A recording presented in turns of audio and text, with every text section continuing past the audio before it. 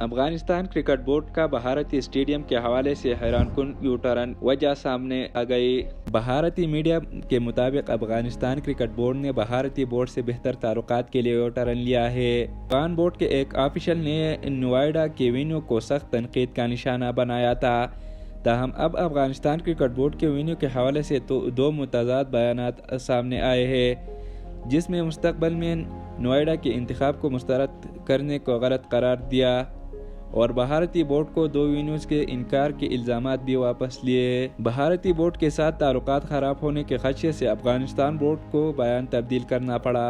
Afghan board کے official کا کہنا ہے کہ نوئیڈا کے مقابلے میں افغانستان میں گراؤنڈز میں سہولتیں بہتر ہیں۔ لکھنؤ اور دہرادون وینیو ہماری تجویز کو مسترد کر دیا گیا تھا۔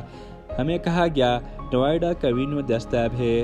سی B international cricket manager Minhaj Uddin Naz نے کہا کہ گراؤنڈ اتھارٹیز نے بہت محنت کی ہے۔ کوئی اور بھی سینٹر ہوتا تو اسے وقت پر تیار کرنے میں اتنی ہی مشکل پیش آتی۔ منہاج الدین ناز کا کہنا تھا کہ ہم نے بنگلورو اور کانپور کے مقابلے میں نوئیڈا کا انتخاب کیا۔